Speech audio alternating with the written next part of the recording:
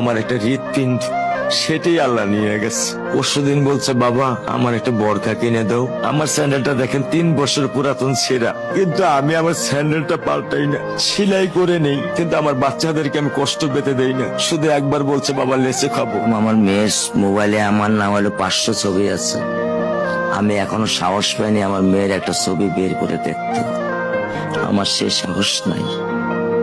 আমি সেই সাহস হারাই ফেলছি, কারণ ও আমার ছিল হৃৎপিণ্ড। ওর জীবনে এমন কোন চাওয়া নাই যেটা আমি পূরণ করি নাই। পরশুদিন বলছে, বাবা আমার একটা বরখা কিনে দাও। আমার চাচাতো ভাই বললো, ভাই ইসলামপুর থেকে 300-400 টাকা পাওয়া যায়। আমি সাথে সাথে নিউ মার্কেট থেকে আমি 1000 টাকা দিয়ে আমার মেয়েকে বরখা এনে দিচ্ছি। আমি দরিদ্র, ভাঙা বাসায় থাকি।